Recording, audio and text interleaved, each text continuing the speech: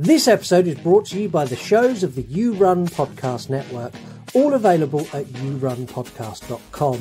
Whether it's true crime or film reviews, even TV series deep dives, the You Run Podcast Network has you covered. So go and check out yourunpodcast.com today. Hey Mark. Hey. What do you call masturbation in the summer? I don't know. What do you call masturbation in the summer? Heat stroke. You want to die tonight?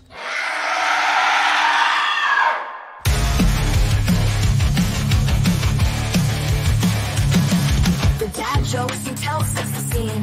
I hang on every word lost in the screen.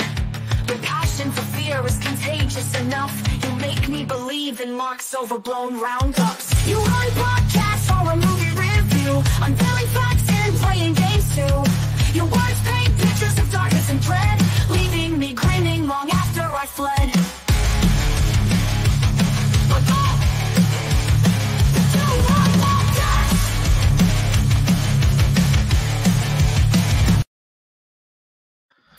Hello, welcome to the You Run Podcast Horror Movie Review. My name is Scott.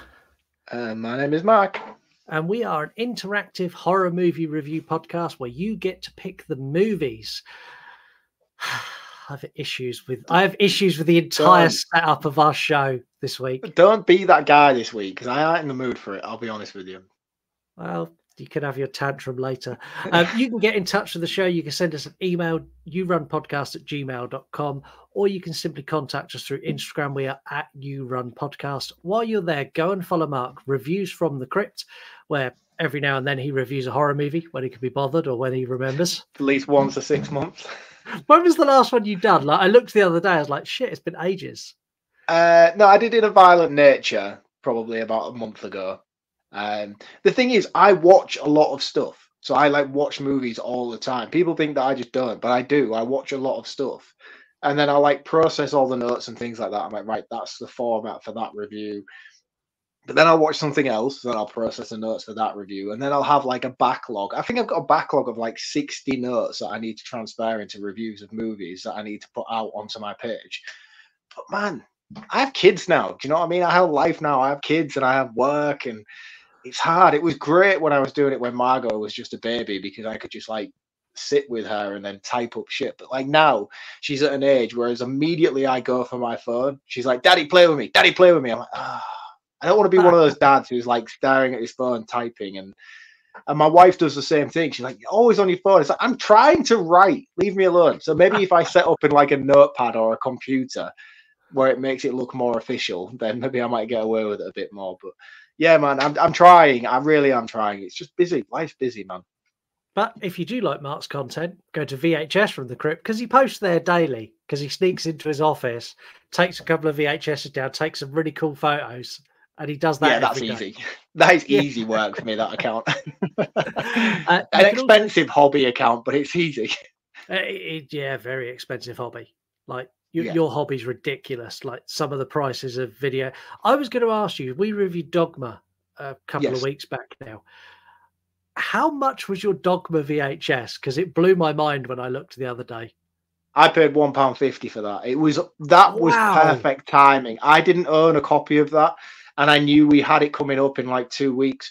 But I'm on a lot of Facebook groups where people post sellers oh yeah, you can buy these. These are what I've got for sale, £1 each or £2 each, or some of them go for £80 each.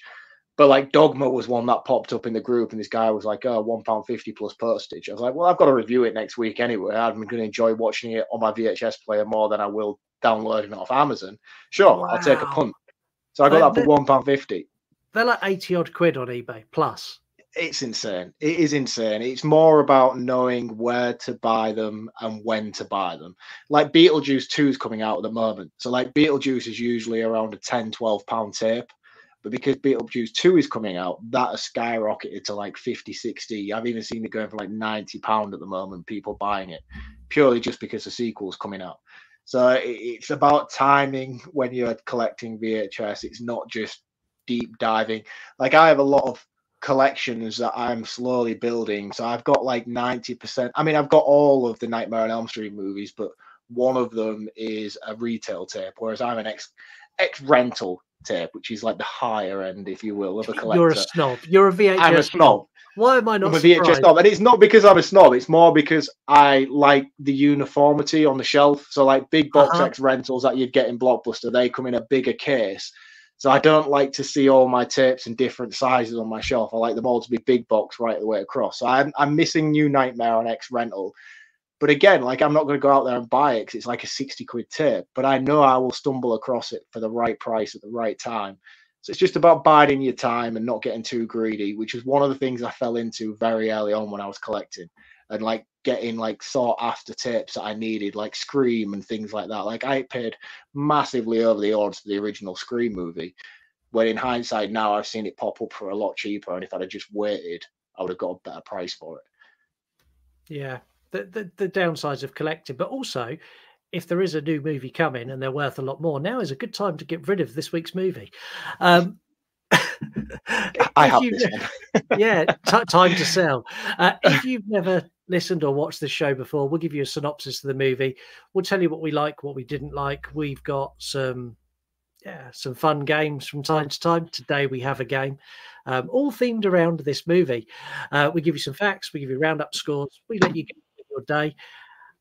Since we've changed to new format, we have not had a guest.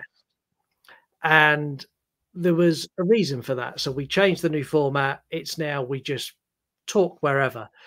And we were not sure how a guest would fit into that, like how a third person in an uncontrolled conversation would work. But that all changed when I was talking to our guest today. So our guest today is going to come in and I hate to say it, he's going to have to act as a mediator between the two of us. This is a guy who's got so much talent. It blows my mind. A makeup and visual effects artist that honestly, the stuff that he showcases across his Twitter and his Instagram is fucking phenomenal. We've showcased some of his works here when we done 3-word review. We shared his Pinhead, but like it's so fucking cool. Yeah, that's so just a scratch of the surface of the stuff that this guy does. It really is. Yeah, it gives me great pleasure to introduce someone who can bring things to life in a way that I could only dream of, and that's Alex from AMP FX Studios. Hi, Alex. Hello, fellas. Hey, Welcome to the show. Thank you for that. That's amazing to hear. Thank you so much. That's sweet of you to say. It's true. Like the stuff you do, like one I'm going to highlight because I think it's fucking awesome is the Walking Dead Worlds Beyond makeup you've done. Like that just blew my mind how good that is. Yeah, a big highlight for me when I was looking on your Instagram was the Texas Chainsaw Massacre inspired variations you've done. Yeah, those were things like that. Yeah, those were some just some old masks that I found lying around. I was working at Six Flags, which is a theme park over here, and they were just laying around for I don't know how many years, but they were just trashed. You know what I mean? And so I just repainted them, repaired them. And a lot of the kids like wore them out in the park for Fright Fest, which is like that annual haunted house thing. You know what I mean? But yeah, those were just repaints. I don't actually know who made those masks, but I brought them back to life because they were literally trash. So yeah. I mean, it's incredible work, man. They look phenomenal. They really do. Thank you. And if anyone's looking for a visual effects artist, Alex is your man. Let me correct you. Makeup effects artist. I don't do any visual effects. You're visual a practical guy. I like it. Computer guy and stuff like that. Which I don't. I'm gonna get it right in front of this too. Like I'm not one of those makeup artists that hates CGI. You know what I mean? Like I think CGI is very much needed in every movie because it's in almost every shot of every movie. But and just like makeup effects artists, there's good CGI artists and there's bad ones. You know what I mean? There's ones that have been doing it for years and there's some that are just starting out. You know what I mean? So, but yeah, I'm a makeup effects artist. I don't know my way around a computer. So, no. And that's No, probably your blessing, mate, because your practical effects work is outstanding. It really is. Yeah, Thank you. it really is. We're thrilled to have you here. We're going to be doing a game later, which is called We Know What You Did Last Summer. Where you're going to go head to head with Mark, which is going to end up with Mark having some sort of tantrum because he doesn't pay enough attention to this show, whereas you probably know more than he does, which will be hilarious. We're also going to be discussing a movie. Today we look at Mark, before I start this synopsis, you must stay quiet until the synopsis is over. I will try my best. Okay. Today we look at a summer slasher from the 90s that I hate with an unbridled rage that cannot be contained. When I revealed this to Mark, I called this a piss poor rip-off of Scream. So Mark quite proudly announced that this is a novel. It's an adaptation of a novel. So I went and bought myself a digital copy of the book and crammed that fucking book in this week. I'm going to save that for fun facts. Anyway, I didn't expect you to do the research. I'll be honest with you. When I came at you with that defense, I didn't expect you to do the research. I'm not finished. Stop. Anyway, this movie tells the story of a bunch of teens who mercilessly mow down a man and leave him to dead, only for him to resurface a year later as the world's worst pen pal. Cheesy acting, cheesy kills, arguably the most generic bullshit script, and a killer from slasher history who will always be forgotten. Today we are looking at Please Let Us Be As Big as Scream. Please, please, please, please, please. Also known as I Know What You Did Last Summer. Dude, come on. I'm going to stop you before you go any further. I'm going to say, Alex, I'm going to let you kick us off with this. Give us your initial thoughts on, let's start with The Fisherman. I think he's a good place to begin. Good old Ben Willis, huh? Yeah. Boy. Personally, if I was writing this movie, he would have just straight up been some sort of entity from the ocean, right? A fisherman. So that scene when they're at the beginning and Ray is like telling them the story of the hook man or whatever, and they're all like, no, you got it wrong. It's this way. It's this way. That should have just straight up been, hey, this is the story of Ben Willis. And they hit Ben Willis, blah, blah, blah. You know what I mean? Like, I don't know. I think instead of making it a whodunit type of situation, and if you just made Ben Willis this entity that was like an urban legend from their town that they all knew already, I think that would have made it so much better. See, the thing is, Alex, I thought you were going to be coming on this episode in my defense, but now you've just introduced Aquaman to the fucking I Know What You Did Last Summer franchise, and I'm already pissed off. Become a zombie like later in the other sequels. Isn't he, no, like, we don't talk about that sequel. Oh, see. No, I think if he was just a ghost, right, then him teleporting later wouldn't make sense. Yeah, right. But I think the story of the character actually has a lot of substance. I mean, the whodunit angle, the red herrings that come throughout, is actually really engaging, and it makes a lot of sense. And the whole idea behind the killer is probably more I don't know what's the word to say. It's more authenticated than probably some of the slasher killers we got throughout the 90s. At least he has a purpose and a reason behind him doing what he's doing. Yeah, he definitely has a backstory. Yeah, I'll take that on board. And like, I don't necessarily have an issue with Ben Willis and his character arc. My issue is just like, where was Alex when they designed this guy and they put him in a giant Mac and a giant hat and gave him fucking Captain Hook's hook? Like, where was the makeup effects artist when this happened? Was there not someone in the practical effects department who went, excuse me, but that doesn't look very good. You're trying to create a slasher to rival the likes of Michael Myers, Jason Voorhees, Freddy Krueger, and you've come up with a fisherman hat. You've made a mistake. Like, where was but he's that a fisherman. He's a fisherman, and he's grounded in reality. He's not trying to be Freddy Krueger wearing a Halloween costume. He's a grounded in reality killer. Like, what do you expect? Well, let's not argue too much about Ben Willis. Let's talk about some of the cast. I'm Buffy, the vampire slayer, and you are? I like her.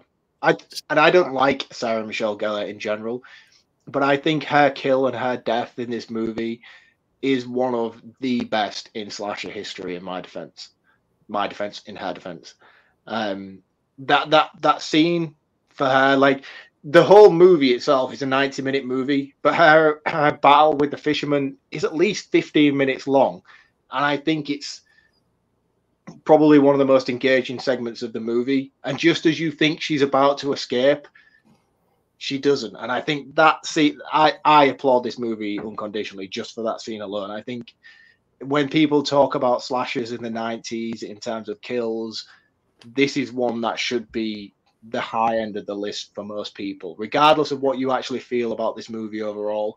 Her death in this movie is one of the greatest executions in slasher movies, I think. Yeah. The tumbleweeds are killing me, guys. Seriously. Alex, I'm going to let you take. I know you're a Sarah Michelle Gellar fan. I know you're a Buffy fan. Yeah. Where are you with this?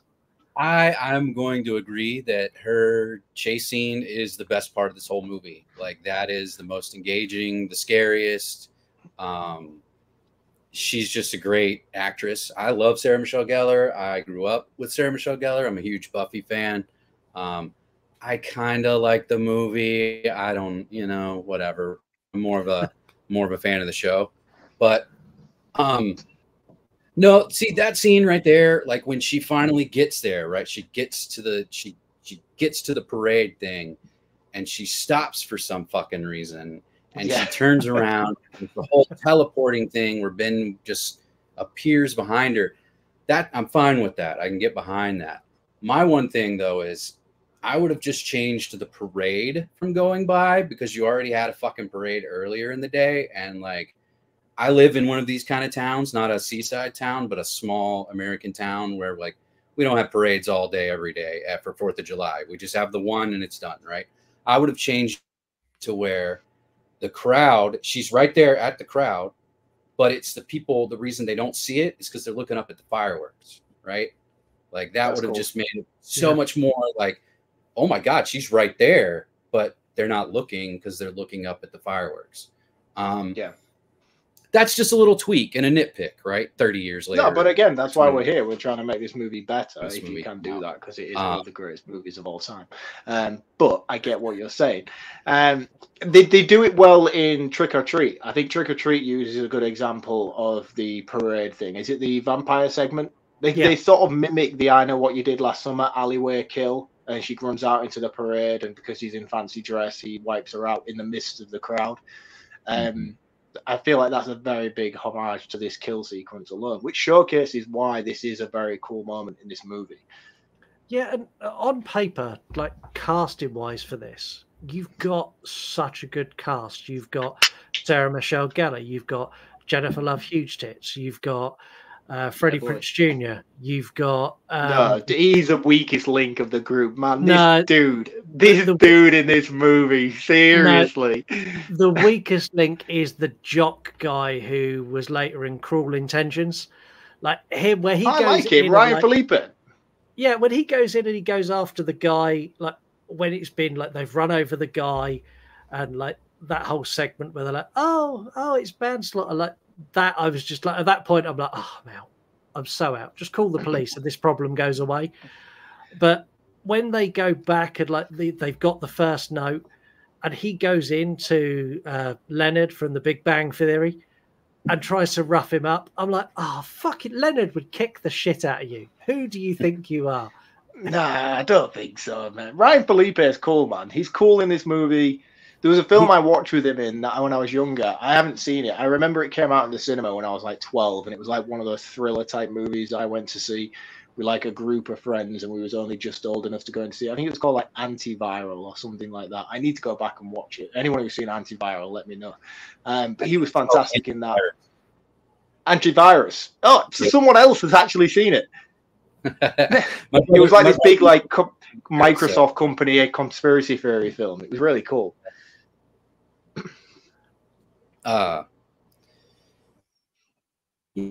No, man, for Ryan Felipe, I guess he played the part well. You know what I mean? Like being just a dick, right? Yeah, like, and that's the way they wrote him. He did it well. And I'll be honest, it's a knack to play a dick. Like there's so many movies I've seen where the guy who's meant to be a dick, you actually kind of go, yeah, I'm kind of with you. Like, yeah, fuck these guys. You do what you do, you. But in this, like the bit where Ryan Felipe is like, right, I've dealt with it. Fuck you guys. Have a nice life. I'm like, oh, I don't like you, and I want you to die. And I've got a confession. This is the first movie since the show began I didn't finish. What? In that case, sign yourself off, because you have no grounds here to pass judgment. If you haven't even watched the film itself, then you have no place at this table. I have watched the film. I've watched the film multiple times in my life. But on this rewatch, I tell you where I got to. I got to just after this, where they go into the whole fucking Scooby-Doo murder mystery where Sarah Michelle Gellar and Jennifer Love Hewitt go on their escapades and go and visit Tilda Swinton in her house. And I'm like, fuck me, we're 50 minutes in and nothing has happened. Fuck this movie. I turned it off and I went back to watching Yellowstone. Mate, I get what you're saying, but of all the movies we have covered in the entire history of this show, this is one movie that is, regardless of whether you love it or whether you hate it, it's such an easy watch. It is such an easy watch movie. You don't spend time sitting there thinking, oh, this is a slog, because it's just a 90s fun slasher. But is it? Because I like that when I got to that bit, I'm sat there going, oh, please somebody die, something happened, please move it on. Like I was broken, so broken that I went back to watching. Go on, Alex, back me up here. Don't listen to him. Well, here's my one thing. At this point, we've killed one person, right? We've killed David from Roseanne, because that's what he was at this point. He wasn't Leonard yet, right? So we've killed. David. I forgot he was in Roseanne. Yeah. Why did he kill him? Red herring, I guess. But like, that's the one kill, which was fine. It looked good. The hook up underneath the mouth, that looked pretty cool. That was a really cool stunt of like pulling somebody across a thing. Like I could just see myself on set sitting there watching that over and over again, being like, you know what I mean? Like just having to sit there. I bet they sat there and did that for, the whole day, just trying to do that. Which is cool. They do it better in a second.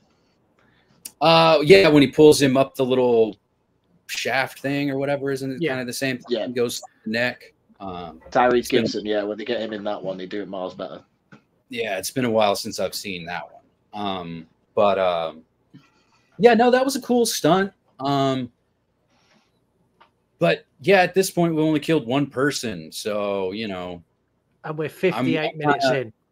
Yeah, I'm kind of like, all right, let's go. You know what I mean? Like when he ran over Ryan Felipe, I wish he would have killed him right then and there. That would have raised his stakes so much higher, right? You know what I mean? Like, oh shit, he killed him. He broke his arm. Like, here's the thing too, right? He's a college quarterback, right? So let's say he goes to like an SEC school, right? I want to see the movie about the fans getting pissed off about him getting murdered, right? Like them going after Ben Willis, because I don't know if like SEC fans over here, dude, are rabid. They're crazy. Like the redneck insane. That would have been a good movie. I mean, I will give you guys that. There is a lot about the first sort of segment that is bloaty, and then in terms of being a slasher and in terms of its kills and overall execution, you get Sarah Michelle's hair getting cut. Yes, it's very weak. You get Ryan Felipe pretending to get run over by a car. Yes, it's very weak. And then, as they even establish in the movie, Freddie Prinze Jr. gets a letter. It's all very, very basic up until that point. There is a lot of cat and mouse and a who's done it. And I don't feel like, given how strong the character of Ben Willis is, the torment level that he does throughout up until the closing act justifies his character enough. Like, even when you talk about Halloween and you talk about Michael Myers and how he likes to kill people and put them in placements and set up booby traps and things like that, I feel like they were trying to incorporate that element a little bit, but they almost did it in such a childlike, foolish manner by cutting Sarah Michelle Gellar's hair. It's like you spent 25 minutes, 30 minutes sat in her wardrobe waiting for her to go to sleep just to cut her hair. Yeah, it's pointless, and I agree with you guys on that. That is a very, very pointless element to the movie. Why am I digging myself such a hole? I am going to praise one element of this, and when I watched it first time, I loved it. I actually went and found that scene to watch that scene because I love that scene. But it's been ruined for me, and Scary Movie ruined it, and it's this scene. What are you waiting for, huh? What are you waiting for? Man, Scary Movie ruined a lot of movies from the 90s, I'll be honest. Yeah, also, I have another question. How did he get that body out of the trunk of the car with all the crabs calling on that with the and then cleaned it, right? Like, went in there with the shop vac and just cleaned it. See, Cool valet. That's what I'm saying. If he was a ghost, right, then you just chalk it up to, oh, he's a ghost. But no, this is a real life guy walking around these things, right? So that's why it's funny to me. You know what I mean? Like it's comical. This is like it's like Dawson's Creek made a slasher movie. I'm pretty sure Sarah Michelle Gellar even says, "Take me to Dawson's Creek," and within like her second or third line in dialogue in this movie. Yes, she does. Right? She does. And the thing is, when you watch movies like Scary Movie, for instance, you can understand how easily they found the punchlines within movies like this. You know, like when you're watching it and you're like, oh yeah, of course. You see him running behind curtains and things like that. It's like, yeah, you get it. You get how easy it is to pull apart movies like that. I think for me, it's just growing up in that 90s era and watching movies like this when I shouldn't have been watching movies like this. The nostalgia level is so high for me that I kind of just blank over all of those plot holes and misdirections, if you will. Do you know, you've just made me feel so old because I watched this in the cinema. Yeah, you are old. Own it. You're old. You're very old. Your opinion's annoying me about this movie because I love it so much. How old were you when you saw this for the first time? When I thought 17, nearly 18 when I watched this. Okay. What year did this movie come out? 97. 97. Right. So I would have been 8 years old when this movie came out, guys. I was 10. So. Oh, right. So we're a similar age. So it's just you, Scott, who needs a wheelchair. Yeah. But still. I don't have any sound bites to emphasize how old I am, but I feel very old. Right. I feel like I'm babysitting now. Like in post-production, just put the old man from Family Guy in who does a whistling noise just to suit your character down to a T. Thanks. So like you were 8 when this came out, right? So like, when did you see it first? Was it a few years later after it had come out, or? I remember seeing it on video. I remember like a neighbor or something like that having it on video, and me being way too young. And it was one of like those hot summer days where you pull the curtains closed and darken the room off. It's like, oh, do you want to watch this movie? And I'm like, yeah, I definitely want to watch this movie. And then the entire time I was like, I do not want to watch this movie.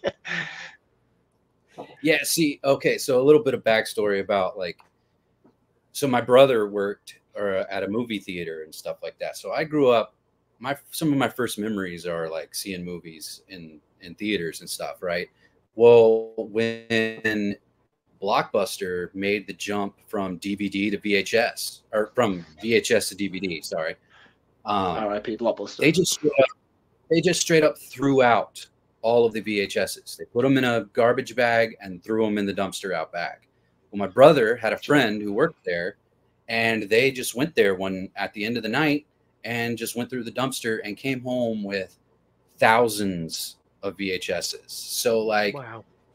By the time I'd be alive, right? Like, so going through them, it was literally like just pulling out just whatever, right? Like it was just randomness. And like, so I had by this point had seen so many horror movies and been scared by so many horror movies that were just way more extreme than this one.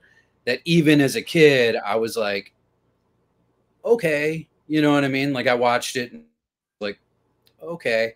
But you know, I don't hate this movie, right? I'm just like I said, I'm right in the middle on it. You know what I mean? You're a mediator. That's what you are. I think, Mark, like, what is it about that? Because I don't get it. Like, I've watched this numerous times. Every time I've watched it, I fucking hated it. This time I turned it off. What is it, Mark, that makes this so special? Because I cannot see it. The cast on paper are fabulous. The story on paper is fabulous. When you put it all together, I just go, ugh.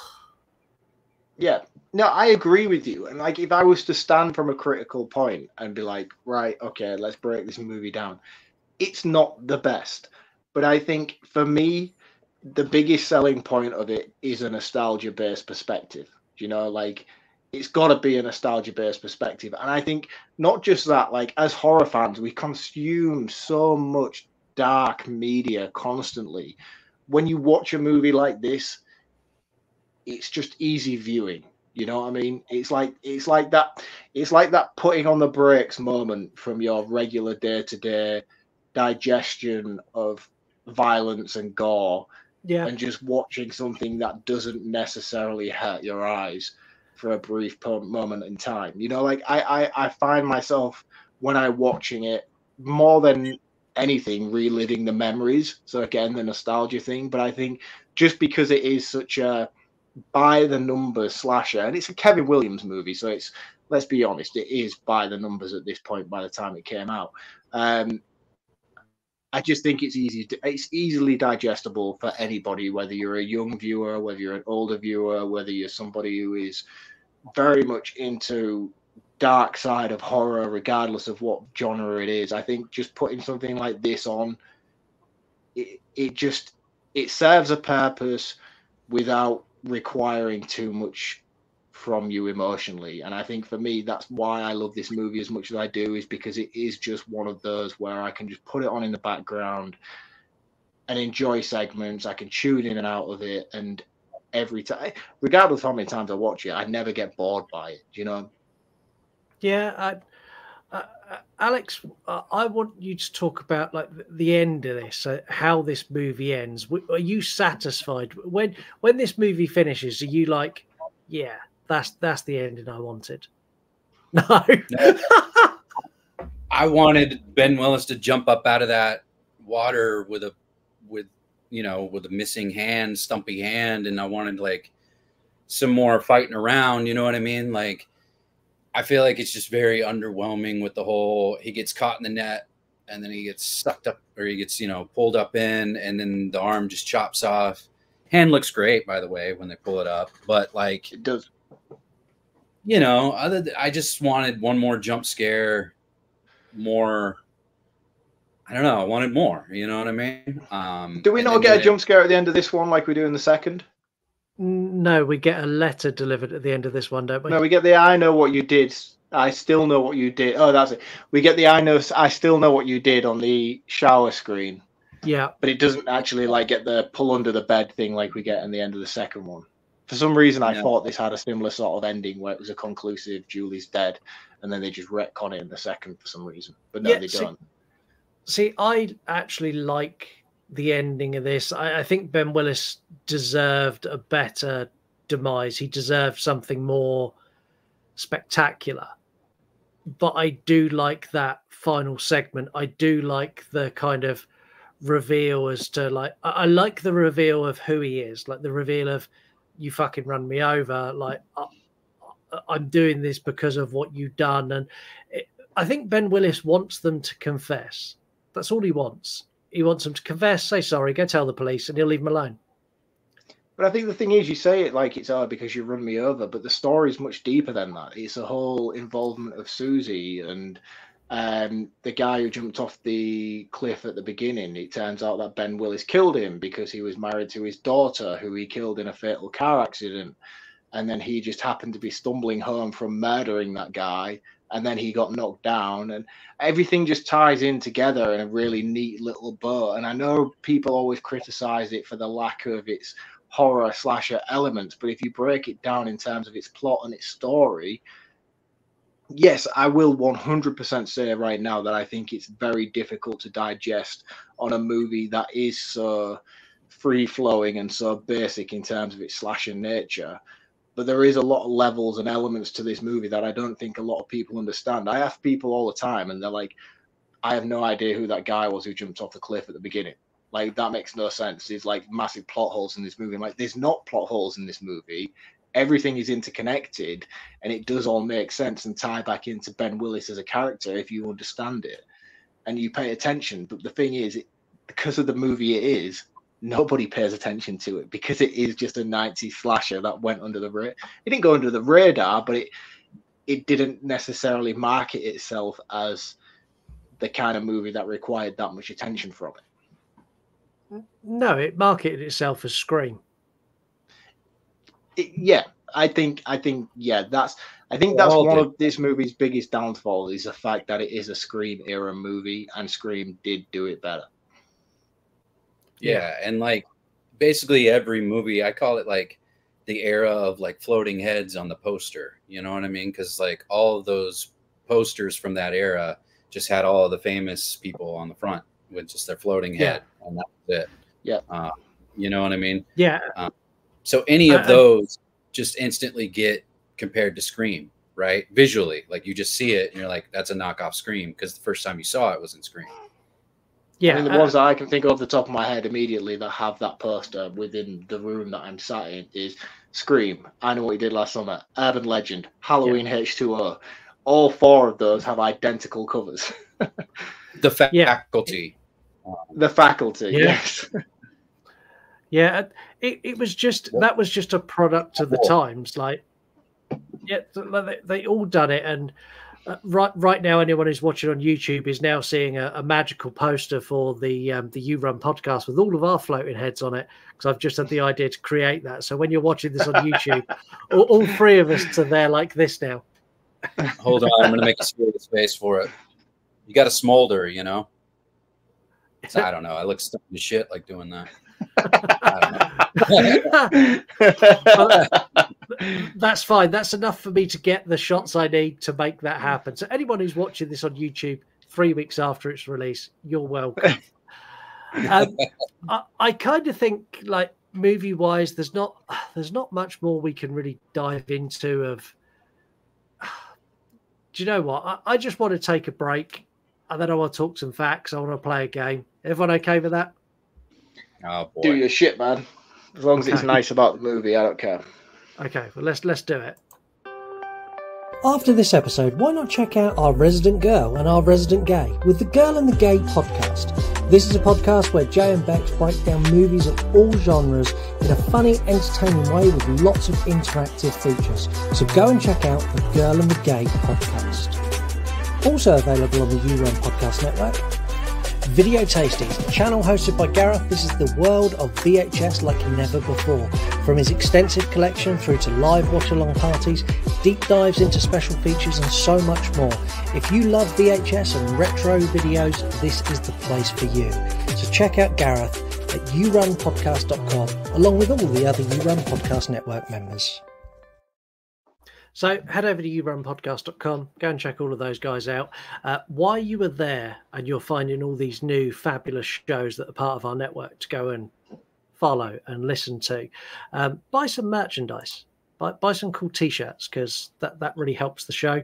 Like the money we get from those, we put back into the show, we get better equipment and so on. Also, you get to be incredibly stylish and wear a t-shirt that says Colonel Cockring. Like, what more do you need with your life?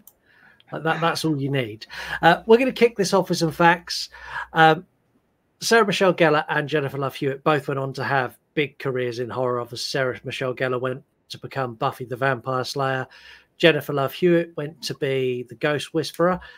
Now, Joss Whedon, when he wrote Buffy the Vampire Slayer, he used this movie as part of his inspiration, because he wrote Buffy the Vampire Slayer. He wrote that character as an antidote to the blonde, dumb, stupid girl.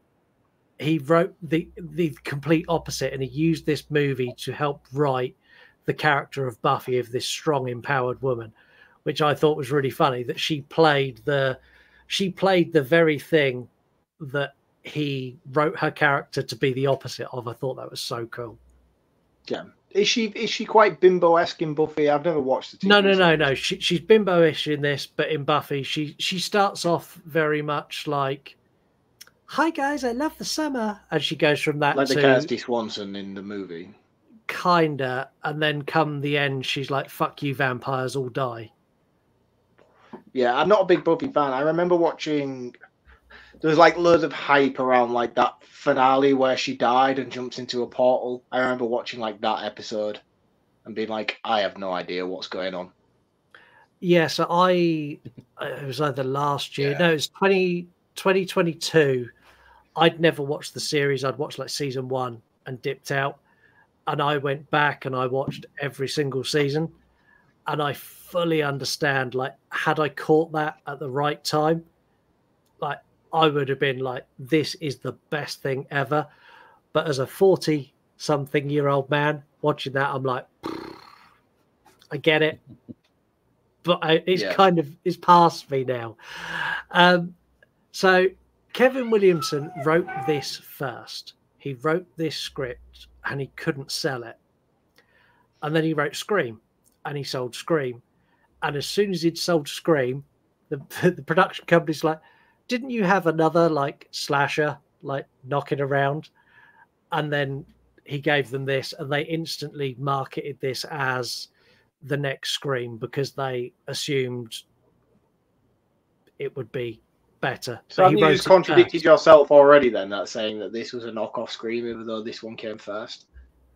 Yeah, kinda. Yeah, I thought you did. Imagine if it was the other way around and Wes Craven directed I Know What You Did Last Summer, and then I forget the director of this one. Like, imagine if the roles were reversed. Like, if he did sell I Know. That's it. Do you think did Scream have the meta elements incorporated into it through Kevin Williams' script, or was that something that he brought over from New Nightmare into Scream? I don't know. If I'm honest, I think everything Wes Craven touches has an element of something special.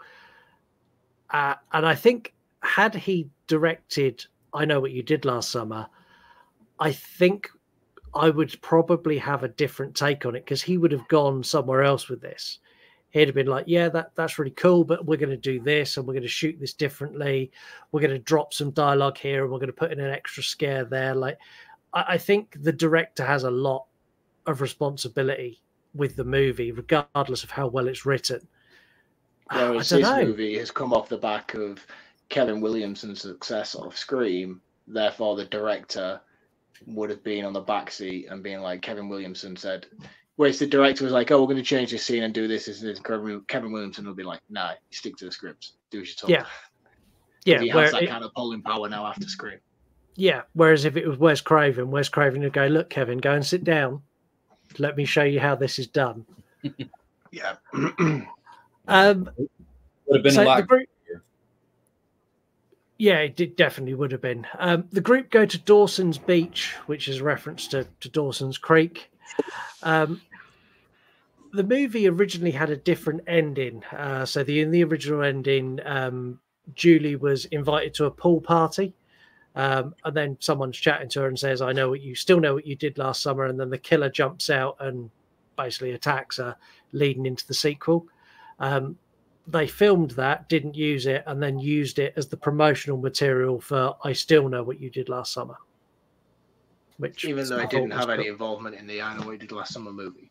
No, but they used it in the promo.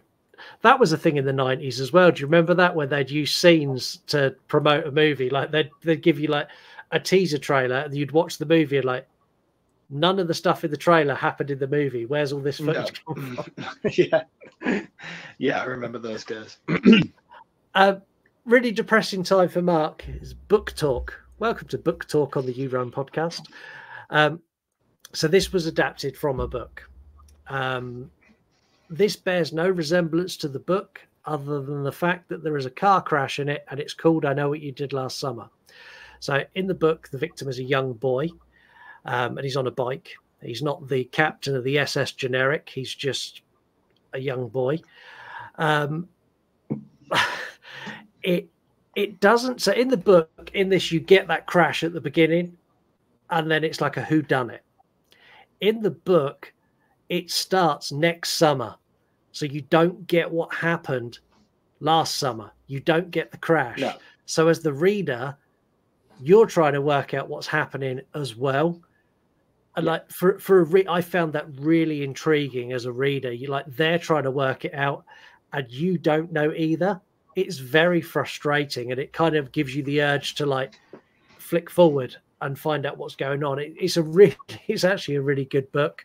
Is it slasher based in any way? Like I don't think the book has any. No, it's not. Is it? No. So that's why when I said to you earlier, and I was like, oh yeah, the book came first. I was kind of hoping you wouldn't then go and read the book.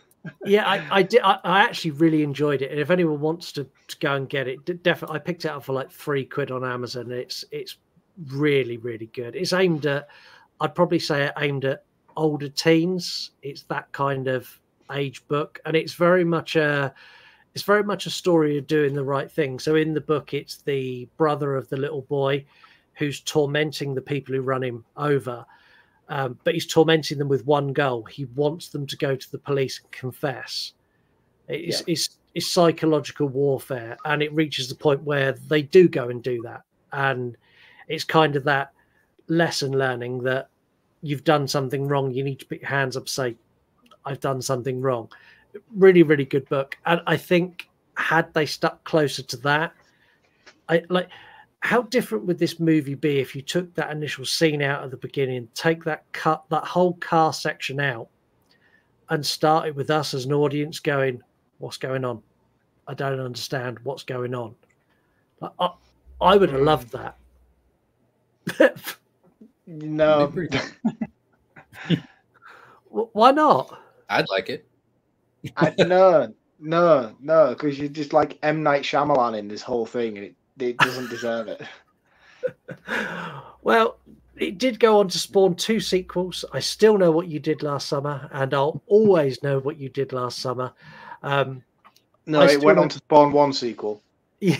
It also spawned a TV series, which was equally fabulous. No, it didn't. And they're currently about to shoot for a 4th movie, bringing back Sarah Michelle Gellar and Freddie Prinze Jr. Which is a legacy sequel. Yeah, it's a legacy sequel to 1 and 2. They're only ignoring which is 3. where it ends. How is Sarah Michelle Gellar? No, she's not. Jennifer Love Hewitt. Oh, sorry, Jennifer Love Hewitt. Sorry, Jennifer Love Hewitt. Yeah, no, Sarah Michelle Gellar is very, very dead. As she's going to be a ghost, like Billy Loomis, right? Like in the Scream, she's going to be in the mirror. I'm not being funny that the new one's probably got some Kevin Williamson involvement in it, so I wouldn't put it past him. He is. He's writing it, as far as I'm aware. There we go. Entire ghost cast. Yeah, I mean, the thing is, for me, like 1 and 2 are very much a bookend movie. Like, I know there was a 3rd one that came out, as much as I choose to ignore it. It's ridiculous, and it's an awful, awful movie. Which one is it that's got Rasta Jack Black? Because I could never remember. That's part 2. That's part 2. And the thing is, as well, like, I love the first movie, and the second one isn't as good. But I find myself watching I Still Know What You Did Last Summer a hell of a lot more than watching the original, because it's that very 90s slasher B-movie-esque kind of thing where you kind of just, there's moments throughout where you just laugh your ass off at how ridiculous some of the stuff is, which kind of amplifies your enjoyment of it. Rasta Jack Black being one of them. Yeah, that sits up there with Tropic Thunder for things that probably should never have made screen. I'm a dude playing a dude who's playing another dude. I know what kind of dude I am. Yeah, it's just bad. Let's play a game. Let's lighten this episode up, because it does seem very much that let's bash on this movie. So this game is called We Know What You Did Last Summer, and it's all catered around episodes that we released June through August 2023. Now, you know how drunk I get. Yeah, it's a buzzer game, and they're not just based on like what episode did you release this week. They're questions about the movies that we covered. Right. Okay. It's a buzzer game. So Alex, you're going to say if you want to buzz in and answer the question, you're going to shout Buffy. Okay. Mark, you're going to shout Captain Hook. Right. Okay. There's 10 questions. Whoever's got the most points at the end is the winner. I will be as fair as I possibly can to Mark, because I know he gets incredibly upset if there's even a hint that I might be cheating. You always cheating. You're always cheating. You're very unfair in games. Already you've set me off with like 6-syllable words as my buzzer. Let me pretend I care. Okay, Just saying, I'm done. just throw it out there already. I'm just saying, Buffy, Captain Hook. You know what I mean? In terms of time scales to get through it, it's okay. I tell you what, already an advantage. Alex, you can say Buffy. Mark, you can shout Hooky. Perfect. That evens the playing field a little bit more. Perfectly fair now. So, question number 1. In our July 3rd episode, it was agreed which shark movie is better, Jaws or Deep Blue Sea? Hooky. Buffy. Oh, that was Mark just by a whisper. Jaws. And why have you asked? Why have you put that as a question just to piss me off? Because you know the answer is Jaws, even though I strongly disagree with it. That is correct. You have 1 point, Mark. Well done. Question number 2. On the 17th of July, Mark was sick and he missed an episode. He didn't show up for the review. I reviewed an episode of Ready or Not. Who guested on that episode? Buffy. Go on, Alex. Oh, man. It was a woman. It Am I was. right? Yeah, you are right. Oh, man. Females. Angel? Oh, so close, so close. I'm going to give you half a point for that. It was Becky from the Girl and the Gay podcast. So Mark's on a point, Alex is on half a point. Question number 3. Which of these movies did we not cover last summer? Halloween 5, The Meg, Wes Craven's New Nightmare. Hooky. Buffy. Go on, Mark, that was you. Halloween 5. We haven't done Halloween 5 yet, have we? Is that your answer? Yeah, I don't know. I think so. No. Have we done the Meg? Or did we do the Meg 2? Halloween 5 is my answer. I don't think we've done Halloween 5 on this show yet. It's correct. We have done Halloween 5, but we covered it on the 11th of September. Oh, okay. Well, the fucking shot in the dark. 2 points for Mark, half a point for Alex. Right, question number 4. Sticking with Halloween, how many Halloween movies did we cover last summer? 1, 2, 3, or 4? Buffy. Alex? 4.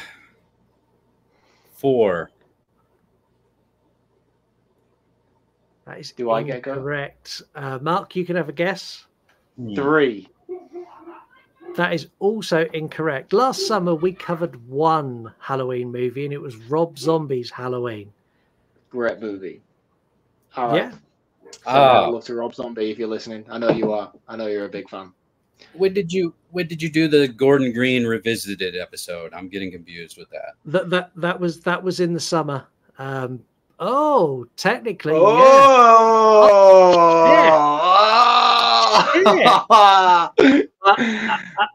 yeah. Alex, you're right. I take it all back. Oh my god, I didn't even think of that. That's wow.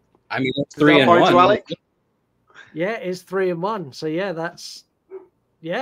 well, that's why I guessed the high one, because I was like, well, that one's got 3 and 1.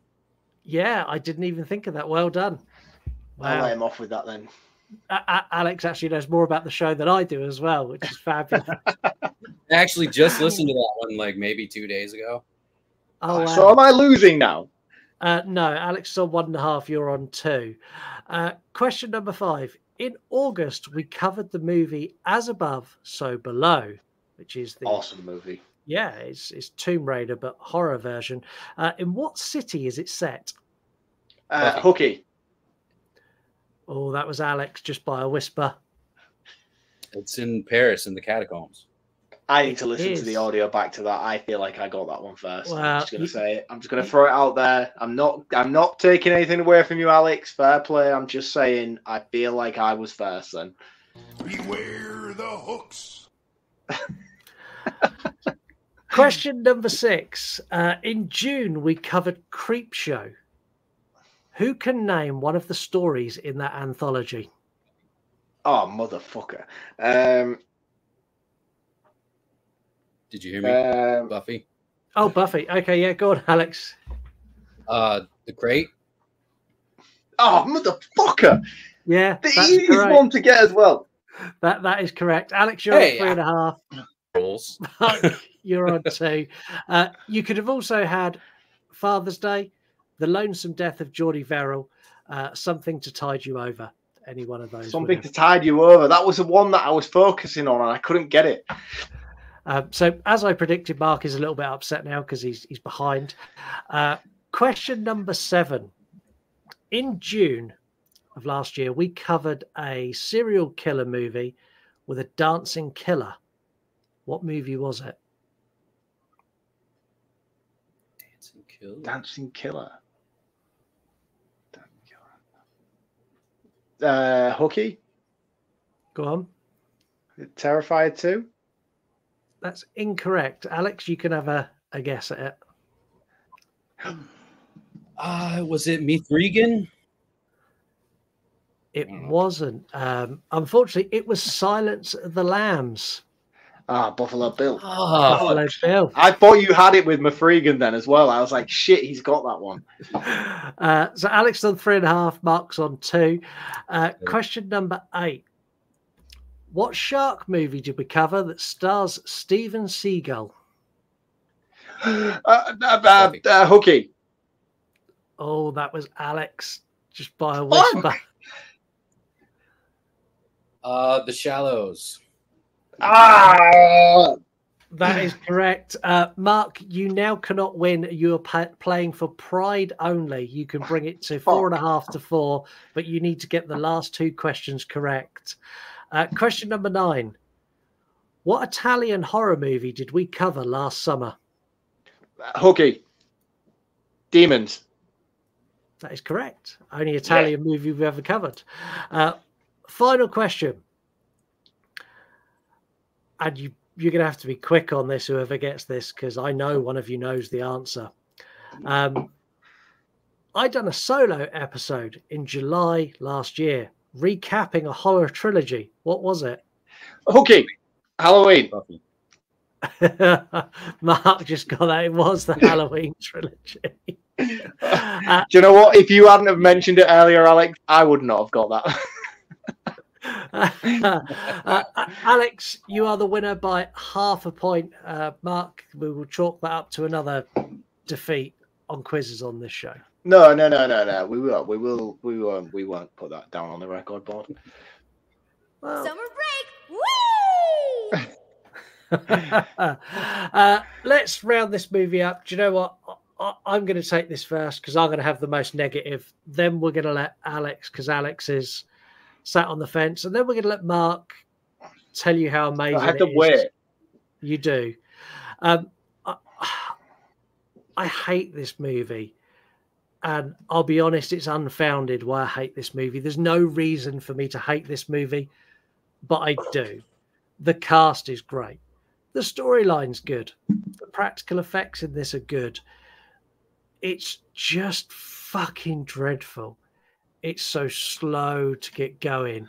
And then when it does get going, it's a guy in a rain mac. Like, he's one step away from being a flasher. The only difference is he's got a hook and a hat. And I don't know. I just don't buy into this movie at all. And because it came out a year after Scream, like, in my head, these movies always a direct comparison. And Scream curb stomps this into the floor side by side every single time. No matter how you cut it, Scream is the better movie. I don't like this movie. I don't watch this movie. I couldn't get through this movie. It gets a 1 out of 5. And yeah, I score based on enjoyment. Like, it's a 1 out of 5. I hate this movie. It's awful. Alex, talk about clinching at straws. Jesus Christ. All right. So yeah, I don't hate this movie. I don't love this movie. There's like 55 movies ahead of it that I'll reach for instead of this movie. It does what it set out to do, which was make a nice little, summer themed slasher movie type, you know what I mean? But like I said, by the time I had seen it, I had already seen, Jason bash, freaking campers to death in their sleeping bag. You know what I mean? Like, I'd already seen stuff like that. And like, when I was a kid watching horror movies, it kind of explains what I do for a living now. I would literally like fast forward my VHS just to see the kills.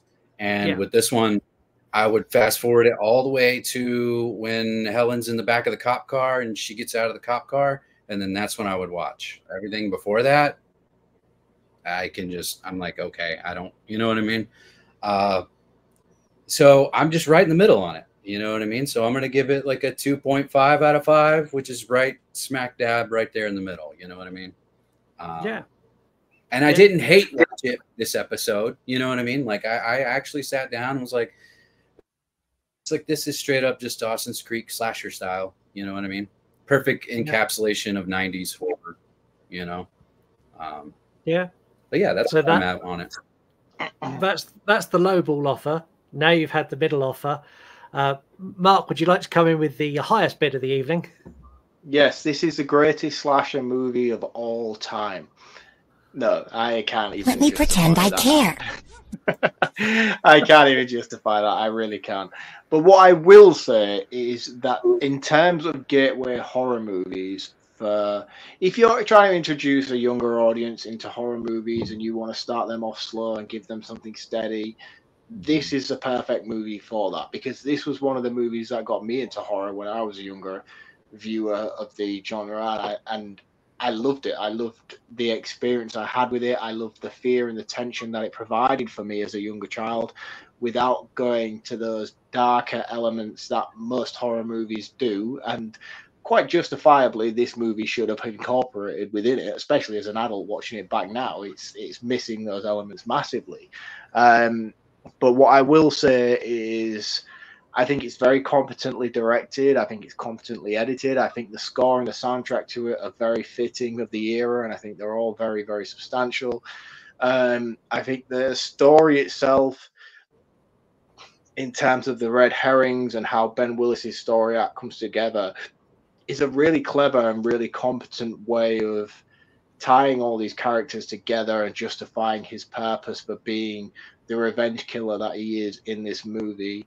I know you take issue with his overall appearance in terms of him being just in a fucking slacker or whatever they call it in this movie, but it's a fishing town. It's a fishing town. He's a fishing town killer. He's dressed in a fishing town kind of get-up. It's appropriate for the location of the movie. I don't need a Freddy Krueger style killer in every single movie I watch. I don't need an iconic Scream mask or an iconic Halloween mask or an iconic Freddy Jason mask every time I watch a horror movie. To have something so grounded in reality, and especially the way that it backs up with the story that's provided for this movie, I find it to be very compensating. You've got it right. Don't correct yourself. Don't got it right. Interrupt me on my roundup. I found it to be very much inclusive of what's going on and the way that everything's set up. In terms of the casting and the acting, yes, these are all very, very young actors, first break kind of get up within this movie. Everyone's great. I think Sarah Michelle Gellar's great. I think Jennifer Love Hewitt's great. I think Cruel Intentions dude, whose name has completely lost my mind, even though I've mentioned it about 6 or 7 times in this episode, he was all right. Ryan Felipe, there we go. I thought he was good. He played the jock arsehole type character very, very well, and showed in times of compassion when he needed to, after he lost that persona in terms of the way that he was comforting Helen later on in the movie. I feel like he delivered that character very, very well. I just think he was written as an unlikable character. I don't think it was anything to do with his acting at all. The only downside to the acting side of things for me is Freddie Prinze Jr. I think he's very wooden and very fucking Lego-esque character in anything that he does. I really dislike this guy. He's almost on the same level as John Travolta for me in terms of hatred as an actor.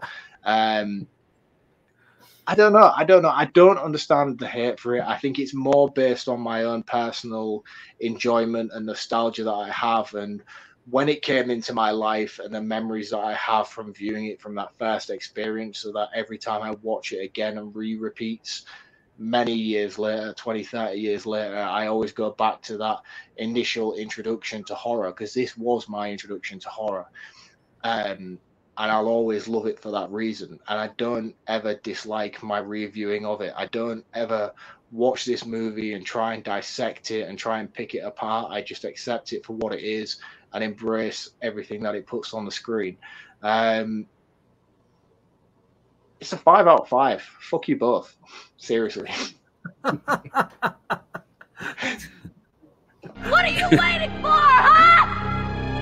What are you waiting for? Wow, that is literally, that's the first time ever we've had like all three. Like rubbish, middle, which leaves us in a situation we've never been in before. We are completely useless to you today as a review show. So my suggestion would be go and watch I Know What You Did Last Summer and make your own mind up, because we can't agree. Top, middle, or bottom. You've got a choice. Yeah. Alex, over to you. This is your time to tell everyone where they can find you, how they can get in touch with you, what you do. Sell yourself to the world, like sell your soul. This is the time. Yeah, you can find me at AMPFX Studios on Twitter. I don't say X. And also on Instagram. I basically just use that as like an online portfolio in case anybody just is like, hey, do you have one? I don't really regularly post on there, but you know, it'd be awesome to still get followers. But I also, my ultimate goal is to be a director. I directed an indie feature last year. It's called Elevator Pitches. And that's going to be on YouTube in October. You can go and watch the teaser trailer right now. It's online. Just type in Elevator Pitches teaser trailer. But if you stop right there, here is the Elevator Pitches teaser trailer.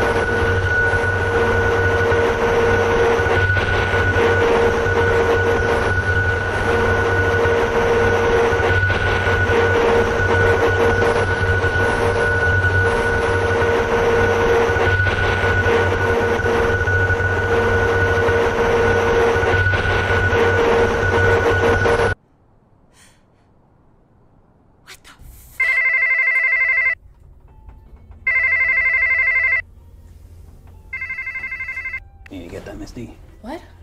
Oh, yeah, I guess. Such a shame though, Bo. I really liked where this one was going. Keep them coming. Nice. She liked that one. Well, let's keep them coming, Bo.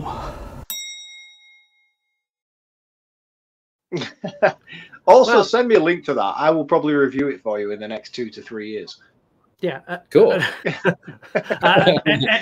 Anyone watching on YouTube, you got the teaser trailer. Sorry if you're listening on podcast, you didn't. You need to listen to the episode again on YouTube. Sorry, Alex, carry on. We've seen your trailer now. You can consider. Yeah, jokes aside, I would actually like to get a copy of that. I would definitely try and boost it for you as much as I can. Yeah, I'll send you the link to it because it's already uploaded and everything. I'm just waiting to hit the live. You know what I mean? In October, I'm treating it like it's a one of those Halloween special type things. You know what I mean? It's only an hour long. It's got 6.5 segments in it. If you watch the teaser trailer, you'll realize why there's only half of a segment. I did that old trick where like I put my teaser trailer is a scene from the movie. So it's an anthology segment then. Yeah. So it's called again. Cool. It's called an anthology. Yeah, and it's about a janitor who works in a movie studio, and every now and then he rides in the elevator with the producer that works there, and so he pitches her horror movies, different horror movie ideas. That's clever, man. Yeah, it took me years to think of that. You know what I mean? At first, because I wrote all these short films like, over a decade ago, and I had them in script form and everything, and I just didn't have any way to put them all together because I was just like, how do I do this wraparound, right? And my first idea was very much Are You Afraid of the Dark style, where it's just a bunch of kids sitting around talking. But then I was like, no, that's been done 75 times. Yeah. And being in the film industry, right, we all hear that, give me the elevator pitch. So I was just like, these are perfect because they're only about, the longest one is 10 minutes long. The shortest one is like 3 minutes long. So that's really clever because I watch a lot of anthology horror movies as a horror movie viewer, and I do find that if the wraparound isn't as strong as the segments itself, the whole thing tends to fall apart. So I like your approach with what you've taken there. I mean, I haven't seen it, obviously, but I think the idea behind it is a really solid execution. Yeah. Thank you. Oh, man, I was super lucky, too. I worked with Victor Rivera. He's the guy who played Bo, our janitor, and we did an aging makeup on him. I didn't do any of the makeup across this movie. I just wore my director hat, and I let all my friends do the makeup. That must be difficult. Honestly, it was very easy. I walked into the room while they were doing makeup one day, and Alex, who's another friend of mine, we work together a lot. And he looks at me and he's like, "You want to jump in on this?" And I was like, "Hell no." No. Like, see, I'm one of those people who likes full creative control. So if I was doing that, knowing my expertise or knowing your expertise per se, I would have had to be like, "No, that's not quite right," or "No, you need to do this like this." See, I subscribe to that. I surround myself with people that are better than me at what I do because it makes me look better. You know what I mean? Yeah, so 100%. Yeah, so it was super easy to take a backseat to that and just watch them do their thing. But yeah, going back along with Scott. Yeah, going back to Victor Rivera, amazing actor. He's a method actor, so he was acting like an old man for 2 weeks before we even shot a single shot. He came in as old men do, you know what I mean? Just was and it was literally, we addressed him as Bo the whole day. And then when we were done and his last shot was shot, he just dropped the character. It's still in makeup. And some of the crew were like, "Oh, holy shit, this is this guy's real voice now." You know what I mean?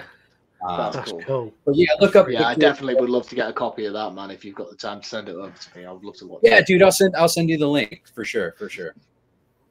Okay. Yeah. When it drops, me and you have already had this conversation anyway. But once the movie is out, get me the link. I'll share it. We'll do whatever we can. Obviously, we played the teaser trailer on this, and like, I'll do anything I can to help you because, like, what you do. Like, if your movie is directed half as good as you do makeup effects, this movie's going to be fucking awesome. So I'm fully behind it. You got my full support. Thank you. I'll send you some screenshots from it as well, so you can edit in there as well.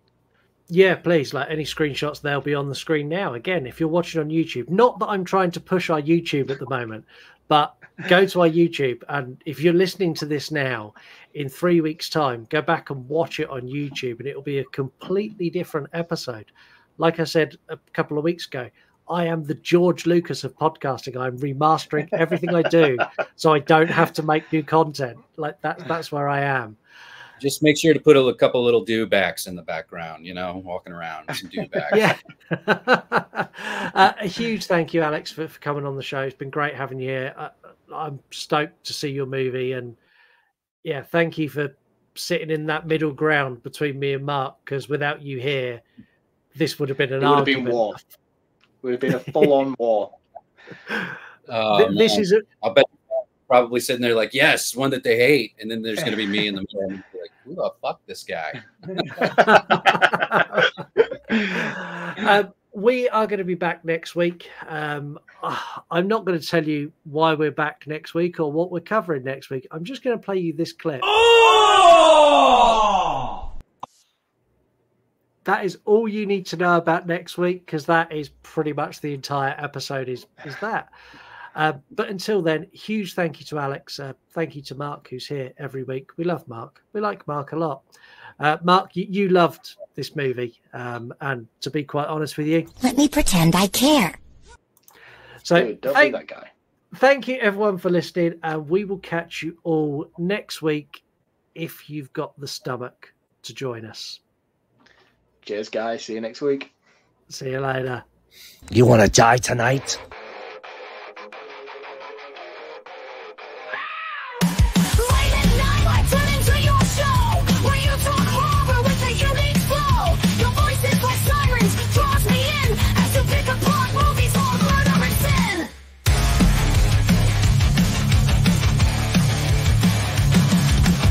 Jokes you tell sets the scene.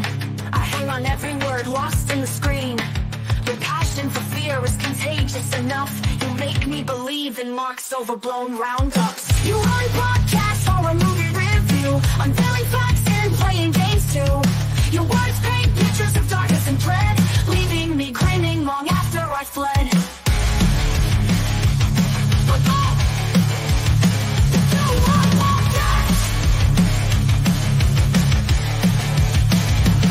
You run podcasts or a movie review, unveiling facts and playing games too. Your words paint pictures of darkness and dread, leaving me grinning long after